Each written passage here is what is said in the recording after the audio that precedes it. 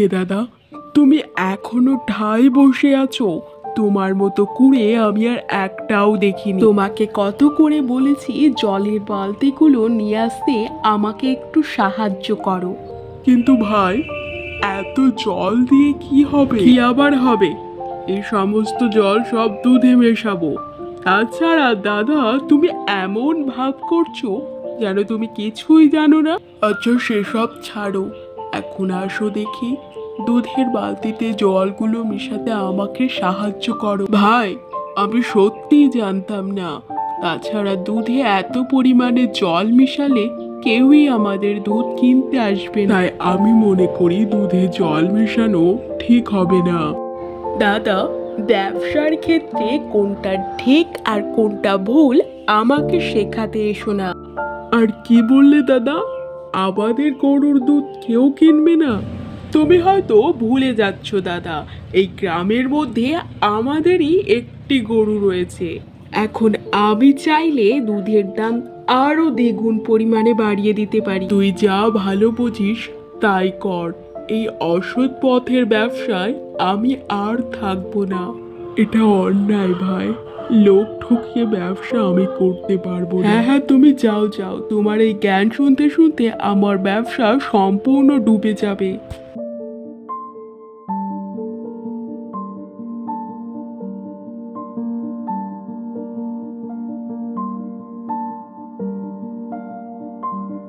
খোকা, আজ এত সকাল সকাল বাড়ি ফিরে এলি? দুধ বিক্রি সব হয়ে গেল? আর ছোট খোকাই বা কোথায়? হ্যাঁ মা, একটু তাড়াতাড়ি বাড়ি চলে এলাম। না, দুধ বিক্রি এখনো হয়নি, ভাই করছে। আমার ছোট্ট ভাইটা এখন অনেক বড় হয়ে গেছে, ব্যবসার সম্বন্ধে এখন সব বোঝে। আর কোনো হেয়ালি না করে আমাকে স্পষ্ট করে বল দেখি, কি হয়েছে? সবই জানো, এই গ্রামে আমাদের ছাড়া আর একটাও গরু নেই। হ্যাঁ, সে তো বুঝলাম, কিন্তু এতে সমস্যাটা হয়েছে কি সেটা বলবি? বড় খোকা, তুই বরাবরই একই রয়ে গেলি, সারাক্ষণ আমতা আমতা। একটু স্পষ্ট করে বল না। এই কারণেই ভাই দুধে জল মেশাচ্ছে এবং দ্বিগুণ পরিমাণে সেই দুধ বিক্রি করছে। মা, লোক ঠকিয়ে ব্যবসা আমি করতে পারবো না। নেই, তুই কাজ ছেড়ে চলে এসেছিস তাই তো? বড় খোকা ছোট খোকাকে একটু বোঝাতে পারতিস। তা কি বোঝানোর কথা হচ্ছে একটু শুনতে পারি কি? দাদা, শেষ পর্যন্ত তুমি তুমি তোমার ভাইয়ের নামে মায়ের কাছে নালিশ করছো? ঠিক করে কথা বলো। তোমার দাদা কোনোদিন কারো নামে নালিশ করেনি, আর নালিশ যদি করেও থাকে, ভুল কি করেছে তুমি জানো না ছোট বৌমা? ছোট খোকা অন্যায় করছে, ভুল পথে যাচ্ছে। ব্যবসা করতে গেলে লাভ ক্ষতি রাখতেই হয়। দুধে জল মেশানো, এমনকি দুধের দ্বিগুণ পরিমাণে দাম বাড়ানো, এটার জন্য তো আমি কোনো অন্যায় দেখতে পাচ্ছি না। মা, তোমার বড় ছেলের মতো সততার অজুহাত দেখিয়ে আমার স্বামী তো ঘরে পায়ের উপরে পা তুলে বসে থাকে না। ছোট বৌমা, মুখ সামলে কথা বলো। তুমি হয়তো ভুলে যাচ্ছ ওটা তোমার দাদা। ছোট খোকার সম্বন্ধে এত কিছু জানা সত্ত্বেও আমাদের কিছু জানাবার প্রয়োজন বোধ করলে না? মা, মা তুমি একটু শান্ত হও, এত উত্তেজিত হইও না। বৌমা, তুমি আমাদের ভুল বুঝছো। ভাই অন্যায় করছে। ভাইকে এখন থেকে সঠিক পথে না আনলে পরে বড় একটা ক্ষতি হয়ে যেতে পারে। কে গো বুড়িমা, ডাকছো কেন? তোমাকে তো অনেক সময় দুধ দেওয়া হয়ে গেছে। বাবা, আজকের দুধের দামটা একটু বেশি হয়ে গেল না? আর তাছাড়া আগের দিনের থেকে আজকের দুধটা অনেকটাই পাতলা। তুমি কি দুধে জল মেশাচ্ছ? না না, এ কি বলছো বুড়িমা? আমি দুধে জল মেশাবো? তাছাড়া আজকাল গরুটা একটু বেশি জল খাচ্ছে, এই কারণে দুধটা একটু বেশি পাতলা হচ্ছে। দেখো বুড়িমা, দুধ নিতে হয় নাও, না হয় আমি অন্য কাস্টমার ধরে নেব। উফ, সকাল সকাল এই ঝামেলা আর ভালো লাগে। গিন্নি, কি ব্যাপার? আমি আসার পর থেকেই দেখছি তুমি কেমন থ মেরে বসে রয়েছো। কি হয়েছে কি সেটা আমাকে বলবে? কি আবার হবে? তোমার দাদা তোমার মায়ের কাছে এসে তোমার নামে নালিশ করছে তুমি নাকি অসৎ পথে ব্যবসা করো, তাই তোমার দাদা সেই ব্যবসা আর করতে পারবে না। কি বলছো কি গিন্নি? দাদা আমার নামে মায়ের কাছে নালিশ করেছে? তার বলছে কি? এই শোনো, আমি কিন্তু কাউকে ঘরে বসিয়ে বসিয়ে খাওয়াতে পারবো না। কই, খাওয়ার সময় তো একবারও মনে করে বলে না যে এটা অসৎ পথে উপার্জন করা টাকা। তখন তো কারো একবারও সে কথা মনে পড়ে না। আচ্ছা গিন্নি, তুমি এসব কথা ছাড়ো তো।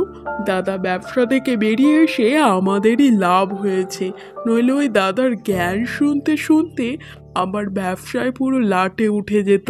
তুমি যাই বলো না কেন, তুমি দিনরাত খেটে মরবে আর দাদা বসে বসে খাবে, এ হতে পারে না।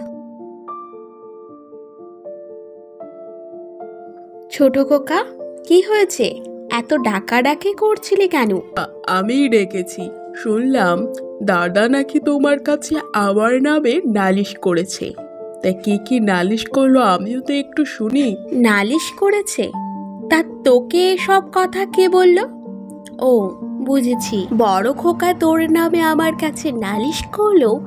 এটা যে কালে জানতে পেরেছিস, তাহলে কি নালিশ করেছে সেটাও তুই ভালোভাবেই জানিস। ছোট খোকা, লোক ঠকিয়ে ব্যবসা করা যায় না। মা, খুব তো অন্যায় আর লোক ঠকানো ব্যবসা বলছো। তুমি কিন্তু ভুলে যাচ্ছ, সেই টাকা থেকেই আমাদের সংসার চলে। ছোট খোকা, না মা না, আর নয়, আমি আর এই সংসারে থাকতে পারবো না। বড় খোকা চল, আমিও আর এই সংসারে থাকবো না। এই কথা বলে বৃদ্ধ এবং তার বড় ছেলে বাড়ি থেকে বেরিয়ে যায়।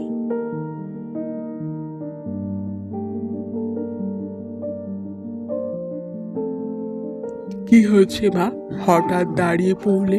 শরীর খারাপ লাগছে নাকি তোমার? না, তেমন কিছু না। আসলে আমি ভাবছি, বাড়ি থেকে তো দুম করে দুজনে বেরিয়ে পড়লাম, কিন্তু এবার কোথায় যাব? মা, তুমি এসব নিয়ে একেবারে চিন্তা করো না। ঠিক কোনো না কোনো একটা ব্যবস্থা হয়ে বড় যাবে। খোকা, আমার প্রচন্ড জল তৃষ্ণা পাচ্ছে, আমাকে একটু জল খাওয়াতে পারবি বাবা? গলাটা আমার পুরো শুকিয়ে এসেছে বাবা, একটু জল হলে। মা, তুমি এই গাছের ছাওয়ায় একটু বসো, আমি এখনই তোমার জন্য জল নিয়ে আসছি। সামনেই একটা ছোট্ট গ্রাম। সেই গ্রামের মধ্যে প্রবেশ করলো রাঘব তার মায়ের জন্য জলের জন্য। বাড়িতে কেউ আছেন? আমাকে এক গ্লাস জল দেবেন? বাড়ি থেকে এক ভদ্র মহিলা এক গ্লাস জল নিয়ে বাইরে বেরিয়ে আসে এবং তার রাঘবকে জল খাবার পর তারা আবার হাঁটতে শুরু করে। হাঁটতে হাঁটতে এক জঙ্গলে এসে পৌঁছায়। তোমার খুব কষ্ট হচ্ছে তাই না মা? এতটা পথ এসে এই বয়স কি আর এতটা ধোল মানায়? মা, তুমি এই গাছের গোড়ায় একটু বসো, আমি দেখি দুটো ফল আর কিছু কাঠ জোগাড় করতে পারি নাকি। বড় খোকা, এই জঙ্গলের মধ্যে তুই কোথায় যাবি? না না না, কোনো দরকার নেই ফল আর কাঠের। না জানি এই জঙ্গলে কত হিংস্র জীবজন্তু রয়েছে। মা, তুমি খালি খালি আমাকে নিয়ে চিন্তা করছো। এই জঙ্গলে কোনো হিংস্র জীবজন্তু নেই। তাছাড়া আমাদের গ্রাম থেকে তো অনেকে এই জঙ্গলে কাঠ কাটে। এই কাঠ কেটেই তো তারা সংসার চালায়। আমার কিচ্ছু হবে না মা। ও, জীবজন্তু নেই তাই না? আচ্ছা বেশ, সাবধানে যাস। রাঘব জঙ্গলের অনেকটা ভিতরে ঢুকে যায়, কিন্তু একটাও ফলের গাছ সে দেখতে পেল না। জঙ্গলের তো অনেকটাই গভীরে চলে এসেছি, কিন্তু একটাও ফলের গাছ তো দেখলাম না। কেমন অপদার্থ ছেলে আমি। আজকে সারা দিনটা কেটে গেল, কিন্তু মায়ের মুখে আমি এখনো কোনো খাবারই দিতে পারলাম না। সৎ পথে থাকলে কি এমনই দুঃখ যন্ত্রণা সহ্য করতে হয়? হঠাৎ রাঘবের মনে হলো তার বসে থাকা গাছটি সরে যাচ্ছে। আরে আরে, এ কি হচ্ছে? গাছটি তবে জাদু গাছ। আমার দুঃখের কথা শুনে সরে গেল। রাঘব ভীষণ খুশি হয় এবং সেখান থেকে একটি সোনার বস্তা বের করে নেয়। তারপর আবারও গাছটি তার নিচের জায়গায় এসে পড়ে। রাঘব গাছটির ব্যাপারে তার মাকে এসে সমস্ত কিছু বলে এবং তারপর তারা সুন্দর একটি বাড়ি করে। এই খবরটি তার ভাইয়ের কানে পৌঁছাতে খুব একটা দেরি হলো না। কি গো, শুনছো? আমার কথা কি তোমার কানে যাচ্ছে? আরে বাবা, কি তখন থেকে কি গো শুনছো, কি গো শুনছো? আরে কি হয়েছে সেটা তো বলবার কথা। শোনো, আমি গরুর দুধের দাম আরো দ্বিগুণ করে দিয়েছি। এখন শুধু লাভই লাভ। বলি, সারা জীবন তুমি ওই তোমার গরু বাছুর নিয়েই থাকো। তোমার দাদা যে গুপ্তধন পেয়েছে সে খবর কি তুমি রাখো? কি বললে গিন্নি? গুপ্তধন? তুমি কি পাগল টাগল হয়ে গেলে নাকি? আরে বাবা, না না, আমি আবার পাগল হতে যাব কেন? শুনেছি দাদা নাকি জঙ্গলে এক গুপ্তধন পেয়েছে। সেই গুপ্তধন পেয়ে একটা বড় বাড়ি, এমনকি গরিব দুঃখীদের সাহায্য করছে। আরে ভাই, তুই এখানে? কতদিন পর তোকে দেখলাম। বস বস, এখানে বস। আমি এক্ষুনি মাকে ডাকছি। মা তোকে দেখলে ভীষণ খুশি হবে। দাদা, ওসব কথা ছাড়ো তো। তোমাকে তো একেবারে রাজা মহারাজার মতো দেখাচ্ছে। দাদা, এত ধন সম্পত্তি তুমি কোথায় পেলে? বলো না দাদা, আমাকে বলো। তুমি তাহলে নিশ্চয়ই গুপ্তধন পেয়েছো। কোথা থেকে পেয়েছো? আচ্ছা বেশ বেশ, আমি তোকে বলছি। গভীর জঙ্গলের মাঝে রয়েছে একটি বট গাছ। সেই বট গাছটি সকল মানুষের দুঃখ কষ্ট বোন। আমার দুঃখের কষ্ট শুনেই গাছটি সরে গেছিল এবং তার নিচেল প্রচুর ধন সম্পদ। আমি আমার প্রয়োজন মতো নিয়েছি ভাই। আরে কোথায় চললি ভাই? কি হলো? কে রে বড় খোকা, এমন ভাবে চিৎকার করে কাকে ডাকছিস? কে এসেছিল? ও মা, তুমি? আসলে ভাই এসেছিল। ভাইকে কত করে বললাম বস এখানে, মায়ের সঙ্গে দেখা করে যা।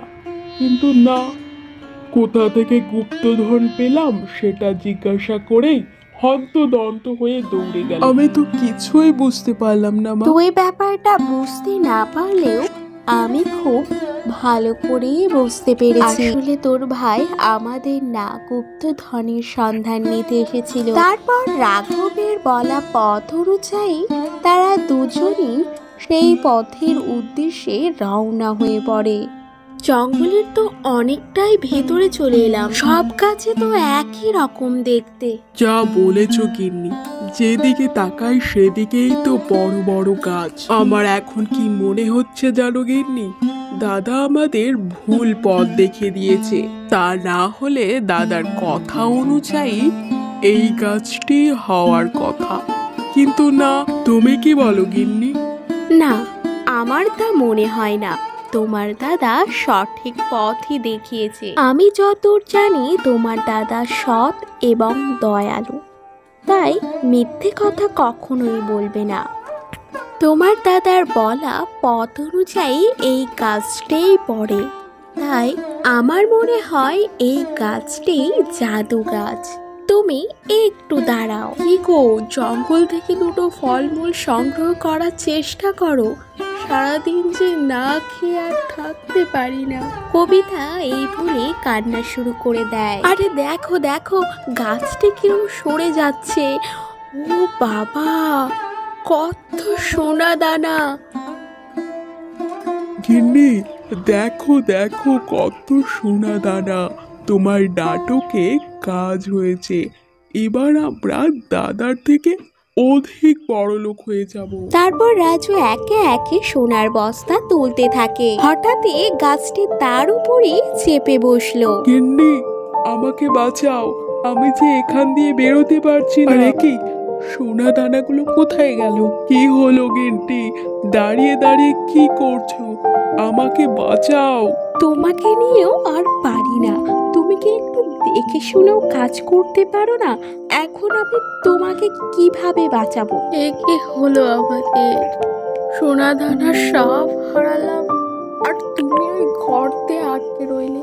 কি করবো এবার আমি? তোমার কিচ্ছু করতে হবে না, যাও বাড়ি দিয়ে আমার জন্য খাবার নিয়ে এসো।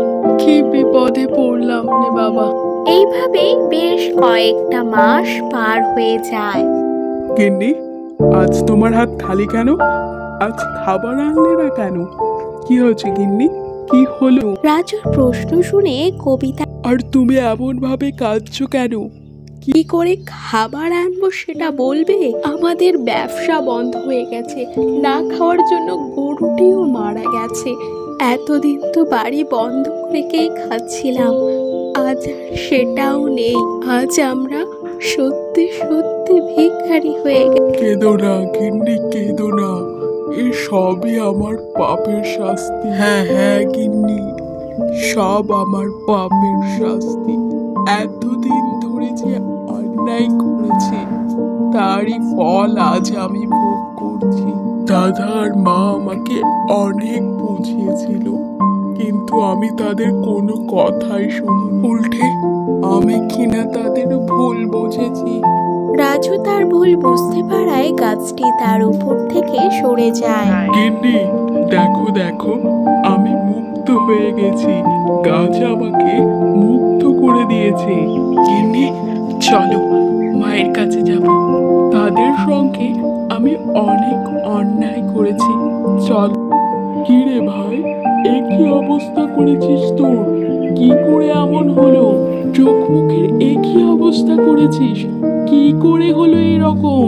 কি রে, চুপ করে আছিস কেন? উত্তর দে। ছোট খোকা, এই কি অবস্থা করেছিস?